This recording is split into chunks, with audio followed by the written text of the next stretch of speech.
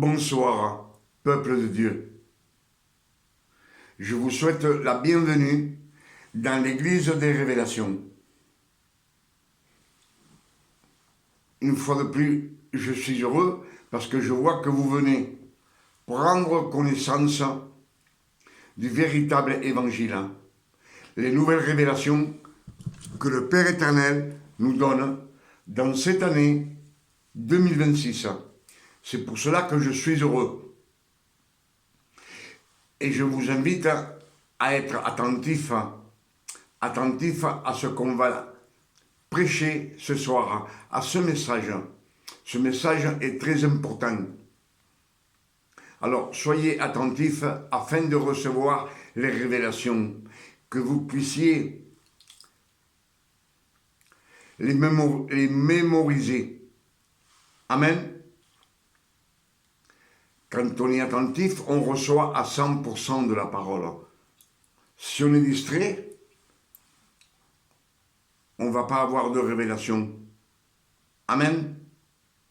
Et ce soir, ce qu'on va méditer ensemble, c'est qu'est-ce que la loi et qu'est-ce que la grâce. Amen. La loi, on sait que elle te demande de faire des efforts, beaucoup d'efforts. Toute ta vie, tu dois faire des efforts jusqu'à ce que tu meurs. C'est la loi. Et on sait que cette loi, Dieu la donna à Moïse. Et Moïse la donna à son frère, le prophète Aaron.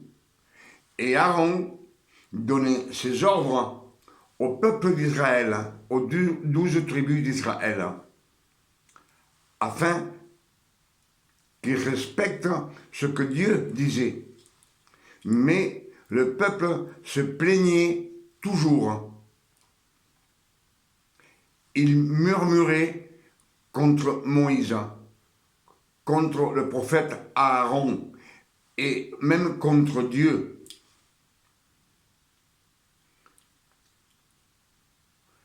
Mais on voit qu'il y a un moment dans la Bible où le peuple se met d'accord, les 12 tribus, et ils disent à Moïse, Moïse, parle-nous toi-même et nous t'écouterons. Que Dieu ne nous parle plus, car nous avons peur. Malgré tout ce que le Père éternel avait fait pour eux, il les a sortis d'Égypte, il a ouvert la mer Noire, il les portait sur la paume de sa main, dans la grâce, non parce qu'il le méritait, mais par le pacte que Dieu, le Père éternel, avait fait avec Abraham, le Père Abraham. Amen. Et là, le Père éternel leur donna 613 commandements que personne ne peut accomplir. Personne. Dernièrement, j'ai fait un message et j'ai prêché que pour les 12 tribus d'Israël, s'ils voulaient rentrer au paradis auprès du Père, il fallait qu'ils accomplissent les 613 commandements. Mais même, vous voyez que chaque jour, on reçoit plus de révélations. Le Père éternel, chaque jour, nous donne un petit peu à peu, pour nous faire savoir qu'on a besoin de lui. Il ne peut pas nous donner tout d'un coup. Amen. Et alors, ces 613 commandements, même s'il les aurait accomplis, il ne serait jamais rentré dans le royaume de Dieu. Pourquoi? Parce que dans la loi, il est dit, tu ne tueras point. Tu ne tueras point. Amen. Et on sait que dans la loi, quand un Hébreu commettait une faute grave, comme l'adultère ou le vol qu'il avait volé, on le lapidait. C'était des criminels. Quand on lapide quelqu'un, c'était tous des criminels. Ils le lapidaient. On dit que tout le peuple le lapidait, les 12 tribus. Je ne sais pas si vous vous rendez compte de ce que je suis en train de dire. Mais nous-mêmes, aujourd'hui, on est en 2026, on va se réunir 14 ou 15 personnes, au plus ou moins, et on va lapider une personne jusqu'à la mort. On va tous être des criminels, on va être mis en prison, même de nos jours. Et Dieu, le Père éternel, le savait que personne pouvait rentrer au paradis avec les 613 commandements. Amen. Mais la loi te fait que demander, elle te demande, t'as péché, mets-toi à genoux et demande pardon. Tu veux obtenir quelque chose, fais un jeûne de 3, 4 jours ou 5 jours pour recevoir ce que tu veux, afin que le Père éternel te l'accorde. C'était pas par grâce, c'était donnant. Il fallait qu'il fasse un sacrifice, acheter un cabri, un agneau, et le sacrifier, le donner au sacrificateur, à Aaron, et le sacrifier. C'était des efforts, des sacrifices qu'il fallait faire. Ça, c'est la loi. La loi, après Jean le Baptiste, il nous dit, repentez-vous, car le royaume de Dieu est proche. Il fallait se repentir et après se baigner dans une rivière. C'était religieux aussi. C'est religieux. Amen. On ne peut pas mélanger la grâce et la loi. Ça, c'est la loi. Vous voyez bien qu'il nous oblige, il nous demande. Amen. Même le Christ, quand il est né, il a dû accomplir les 613 commandements. Et en plus, il a dû... Le Saint-Esprit l'a conduit dans le désert 40 jours et 40 nuits. Sans manger, sans boire, dans le désert. Vous savez que le jour, il fait très chaud. Et la nuit, ça peut descendre même à 0 degré, la température. Et quand, au bout de 40 jours, qu'il n'en pouvait plus, le Christ, Satan est venu le tenter 3 fois. Amen. C'est pour cela que le Christ a vaincu. Il a vaincu Satan. Dans ce désert, il a été éprouvé et il a gagné. À partir de là, on sait qu'il fait beaucoup de miracles par grâce. Dans les Écritures, nous disent que personne ne mérite rien. Tous, nous sommes pécheurs. Et alors lui faisait des miracles. Il guérissait des sourds, des paralytiques, des muets. Il purifiait les lépreux. Il ressuscitait des morts.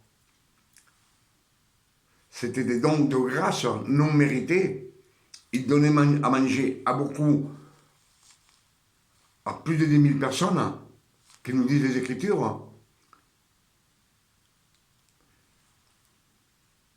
Mais il souffrait encore jusqu'à la croix. Il a fallu 1500 années avant que la grâce, le Père éternel, nous donne la grâce non méritée par le sacrifice grandiose qu'il a fait avec son fils. Excusez-moi.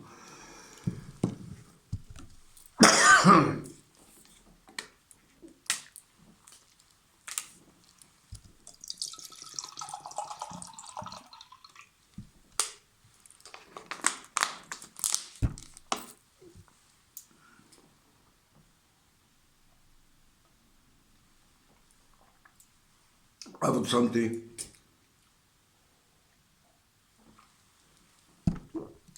Alors, comme je vous disais, il a fallu 1500 années pour qu'on puisse recevoir la grâce non méritée, celle que le Père éternel nous a donnée après la résurrection du Christ. Amen.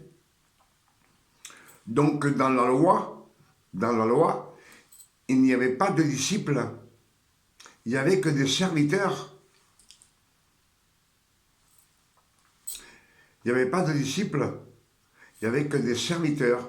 Serviteurs, ce sont tous les hommes et les femmes que le Père éternel avait choisis entre tous, comme Moïse, il a choisi Aaron. Les prophètes, Ézéchiel, et ainsi de suite, et beaucoup de femmes qui sont nommées, écrites sur la Sainte Écriture. Ces gens-là, ils ont été choisis, élus. Elles sont sauvées. Mais le reste des 12 tribus, il y avait peut-être 2 millions ou 3 millions de personnes jusqu'à la résurrection du Christ. Mais personne n'a été sauvé, à part ceux que le Père éternel a choisis. Il les a sanctifiés et glorifiés. Il y en a même de ces hommes qui ont eu des dons, des pouvoirs, comme Élie, Élisée, Moïse. Le Père éternel lui dit, dans le mont Hébron, tu seras Dieu pour Pharaon. Il l'a formé pendant 40 ans. Même plus depuis sa naissance, il l'a formé pour vaincre l'homme le plus puissant de l'époque, le Pharaon. Et il l'a vaincu. Moïse l'a vaincu. Amen. Mais comme je vous ai dit, 40 ans dans le désert, ils sont éprouvés, mais tous sont pécheurs. Personne ne va jusqu'au bout. Amen. Et comme je vous disais, avec la loi, personne parlait en langue. Il n'y avait pas de disciples, personne n'était baptisé du Saint-Esprit. Il a fallu attendre la naissance du Christ, même pas la naissance, après sa résurrection. Même les apôtres, ils ont été baptisés du Saint-Esprit après la résurrection du Christ. C'est pour cela qu'il nous dit, quand il part, il nous dit comme ça, je m'en vais, je vous enverrai le Saint-Esprit. Il vous conduira dans la vérité et la vérité vous fera libre.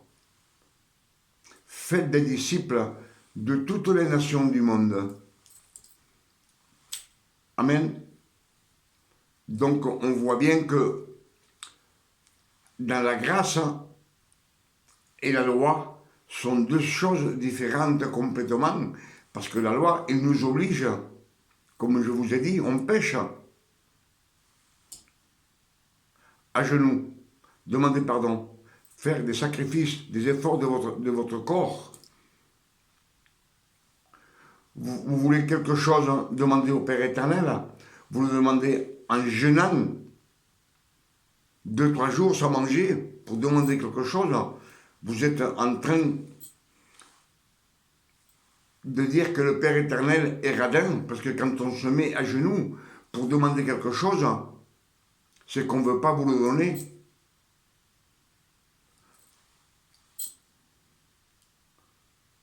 Si on se met à genoux pour demander pardon parce qu'on a péché, cet sacrifice grandiose que le Père éternel a fait avec le Christ sur la croix, vous déshonorez ce qu'il a fait en demandant encore pardon. Dites plutôt merci Seigneur parce que le Christ m'a lavé de tout péché, passé, présent et futur. Dans la loi,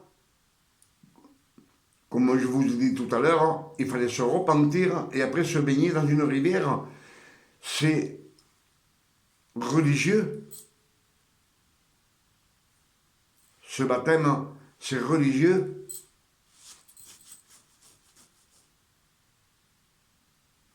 Elle ne vous sert à rien. Ce sont des doctrines données par l'homme. Ça ne vient pas de la grâce. La grâce est un don non mérité. On ne mérite rien et le Père éternel nous donne tout. Alors quand vous demandez au Père éternel, Matthieu 7, verset 7 nous dit, demandez et vous recevrez. Demandez l'intelligence, la sagesse. Cherchez jusqu'à ce que vous trouviez. Cherchez dans les Écritures. C'est les Écritures qui nous disent de méditer, de chercher dans les Écritures. Et quand vous frapperez, on va vous ouvrir. Et quand on ouvre, toutes les bénédictions, c'est pour les fils de Dieu. Amen. Pour ceux qui écoutent sa parole. Matthieu 7, verset 14 nous dit aussi, cherchez le royaume des cieux.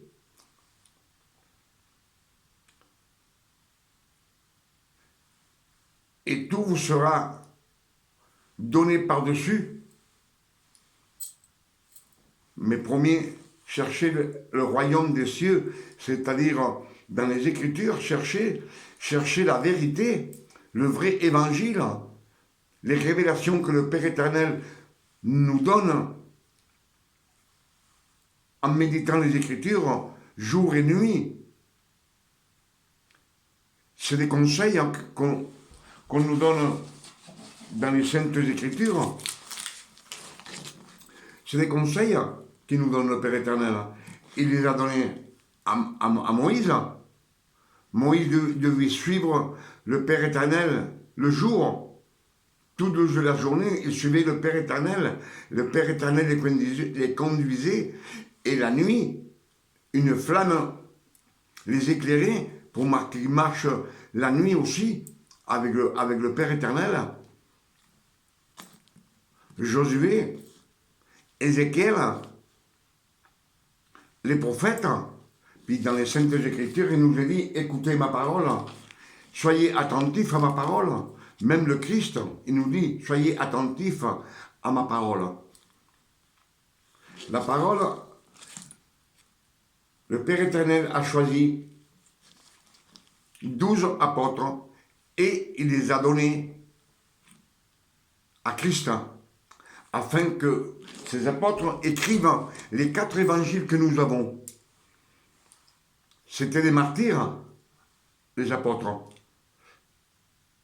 Mais ils ont écrit les évangiles. Amen. Autrement, on ne les aurait pas dans la Sainte Bible. Tout est prémédité à l'avance par le Père éternel. Il a tout préparé. Amen. Donc, la grâce et la loi, ce sont deux choses complètement différente. Si la loi te demande elle te demande toujours plus, toujours plus. Et la grâce, c'est un don non mérité que tu ne mérites pas et te dit de rien faire. Matthieu 20, verset 28 nous dit,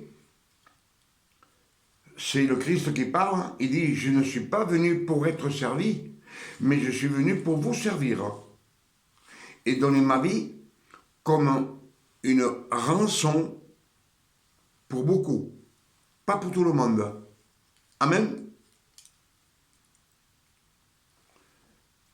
Alors pour qui? C'est pour tous ceux qui marchent dans la vérité,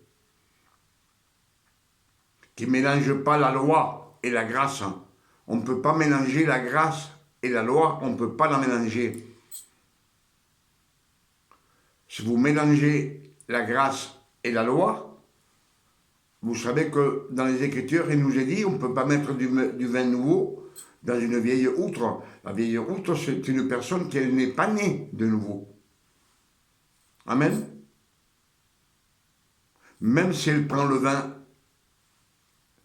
le pain et le vin, la Sainte Seine, mais s'il retourne à se mettre à genoux, à être baptisé dans l'eau de la rivière, à demander pardon à genoux, à vouloir jeûner 3 ou 4 jours sans manger pour demander quelque chose au Père éternel, de le supplier, parce que ça c'est supplier quelqu'un, et quand vous suppliez quelqu'un, c'est parce qu'il ne veut rien vous donner. Même le Christ supplie le Père dans le mont des Oliviers. Il le supplie 3 fois. Et le Père éternel ne lui accorde pas ce qu'il demande. Amen. C'est dans les Écritures. Alors nous-mêmes, si le Christ a demandé au Père éternel et le Père éternel a refusé, pourtant il est à genoux, c'est la loi. Dans la loi, pour recevoir quelque chose, il faut faire des sacrifices.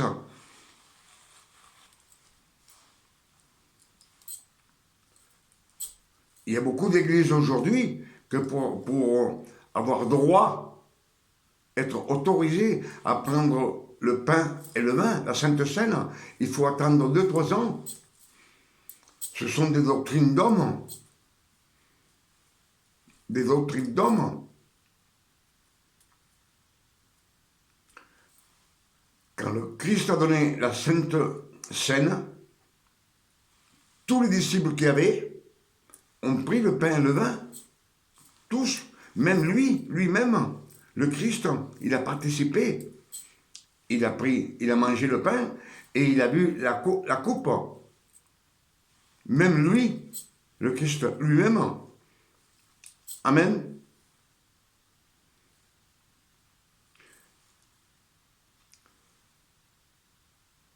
Dans la loi, on nous dit, prends ta croix, prends ta croix. Et le Christ, quand il est auprès du Père, il n'a plus de croix. La croix, elle a été abandonnée sur la terre. Elle a pourri, la croix. Tous les péchés qu'on avait commis, toutes nos iniquités, sont restés cloués sur cette croix. Elle n'existe plus. C'est pour cela que le Christ nous dit, venez à moi, vous qui êtes fatigués et chargés, je vous donnerai du repos. C'est de rien faire.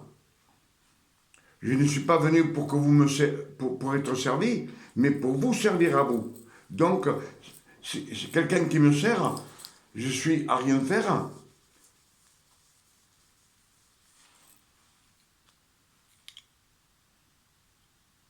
Dans les Écritures, il nous est dit, Matthieu 7, 21, il nous est dit, c'est le Christ qui parle. Je ne voudrais pas me tromper, c'est Matthieu 7, 21 qui nous dit, Beaucoup diront Seigneur, Seigneur. Beaucoup me diront Seigneur, Seigneur. J'ai guéri en ton nom, j'ai prophétisé en ton nom, on a fait des miracles en ton nom. Et je leur dirai franchement, je ne vous connais pas, je ne vous ai point connu. Hors de moi, fils d'iniquité. Et on sait que toutes les religions, on croit en Jésus, en Christ et en Dieu.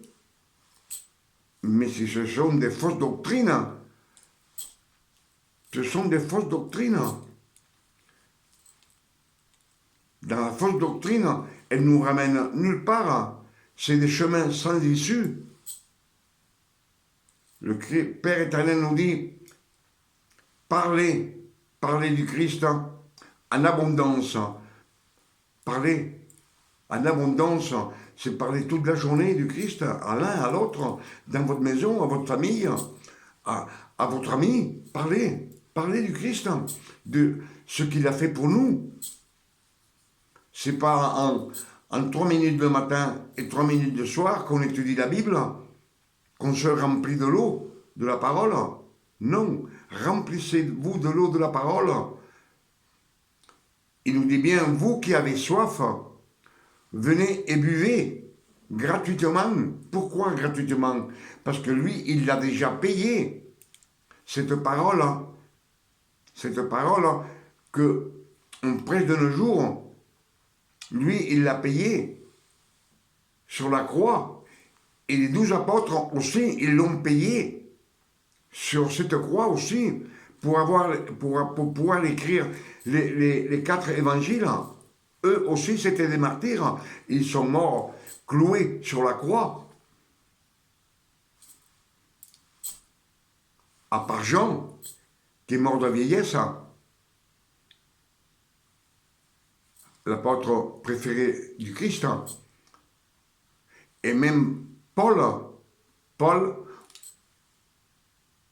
on l'a décapité. Lui, il a porté les révélations. C'est le Père éternel qui lui donnait les révélations. Amen. Je pense qu'on a eu beaucoup de révélations ce soir. Que le nom du Père soit béni et glorifié et sanctifié sur la terre comme au ciel.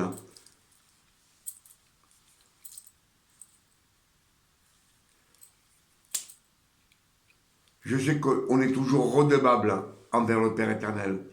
On a ces fils qui sont nés de nouveau, ceux qui sont nés de nouveau, qui ont été adoptés.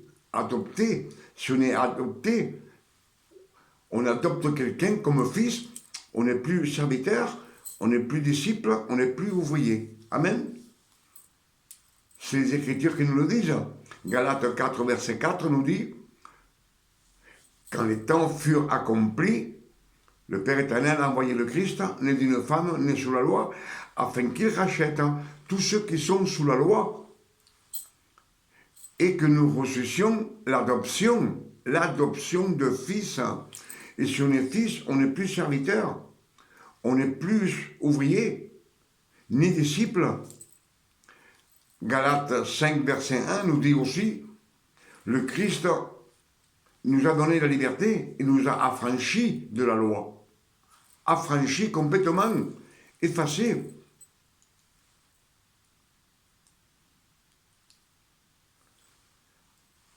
Et ce verset nous dit, ne vous laissez plus mettre sous le yugo de la servitude, d'être un serviteur. Nous sommes fils de Dieu, nous ne sommes plus serviteurs ni disciples. Amen. Je pense que vous me comprenez si je m'exprime à peu près. Vous savez, je ne suis pas une grande intelligence, hein, mais je sais que dans les Écritures, il nous est dit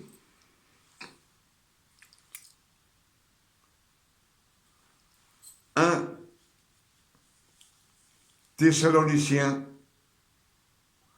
4, verset 16, nous dit bien, Dieu lui-même nous enverra un signe, et à la voix d'un archange, et au son de la trompette de Dieu, il descendra du ciel.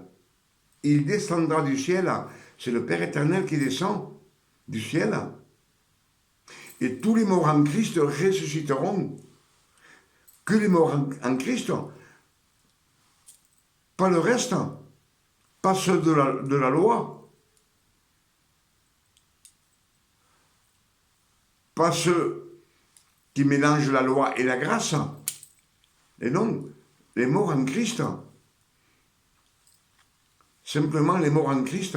Et nous, les fils de Dieu, nous qui sommes nés de nouveau et que nous avons été adoptés comme fils, dans un clin d'œil, on aura un corps incorruptible et nous rejoindrons les ressuscités et ensemble, nous partirons ensemble dans les cieux célestes et nous vivrons pour toute l'éternité avec le Père éternel. Amen. C'est ce que nous disent les Écritures.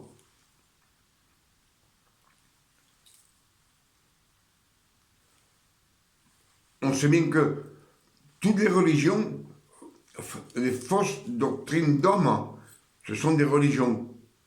Tous, ils aiment Dieu et le Christ.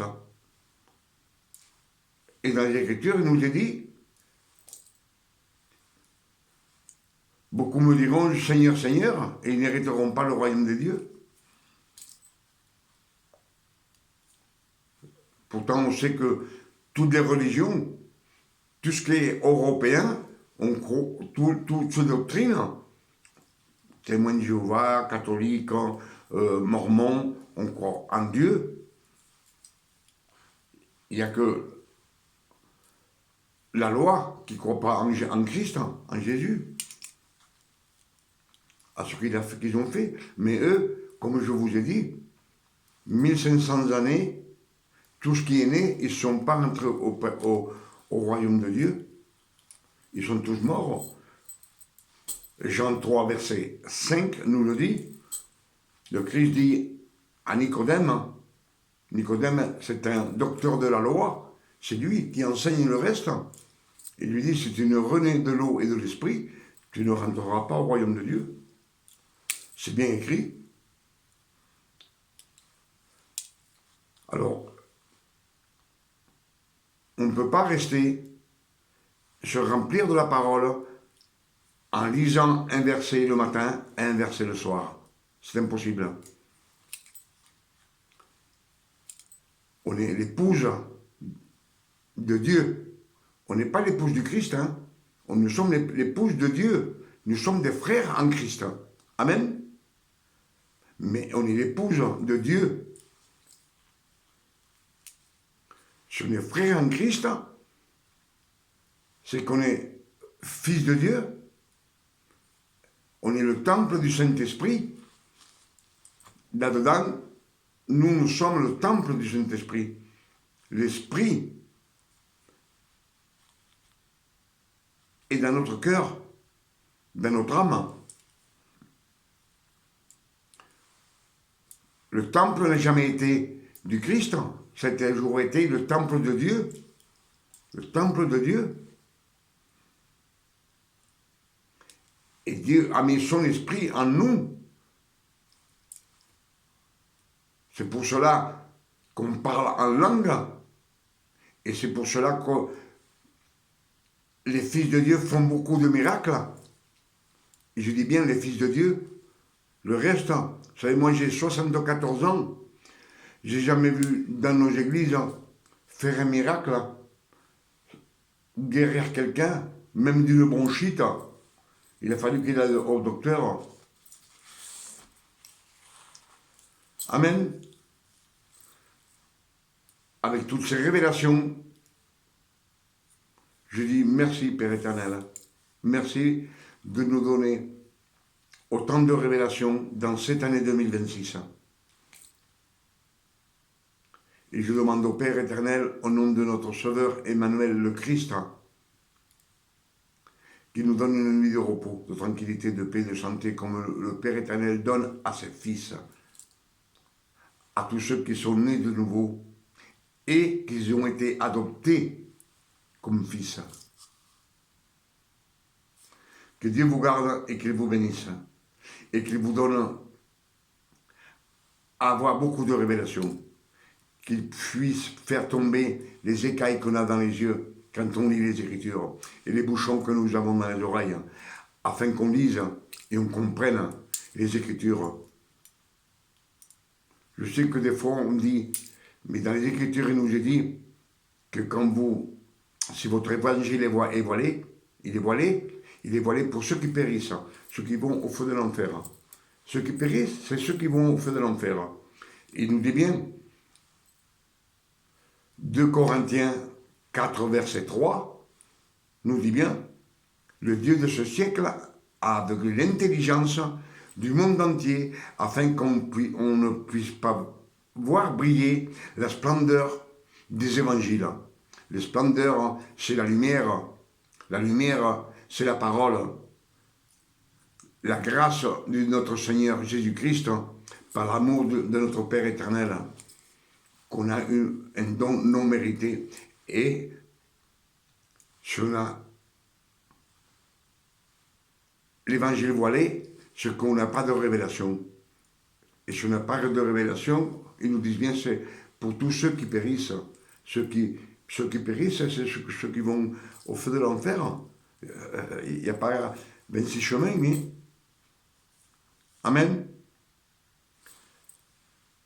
Je vous invite à revenir demain dans l'église des révélations. Car le Père éternel, dans cette année 2026, il nous a ouvert aussi, dans cette année, les portes du ciel afin de nous envoyer le vrai évangile, les nouvelles révélations que le Père éternel nous donne chaque jour. Amen. Vous savez, le Père éternel ne nous donne pas tout d'un coup. Peu à peu. Ça nous oblige à avoir besoin du Père éternel chaque nouveau jour. Dès que le soleil se lève, on a besoin du Père éternel. Et il faut qu'on acclame à lui, demander ce qu'on a besoin. Et le Père éternel nous le donne de bon cœur, sans le supplier. Amen. Comme je vous ai dit beaucoup de fois, le Père éternel, on est dans la grâce, on ne le supplie pas. On supplie quelqu'un qui ne veut rien vous donner. Mais le Père éternel est généreux pour ses fils. Il est généreux, il est bon, doux, il est amour. Que Dieu vous garde et vous bénisse. Amen.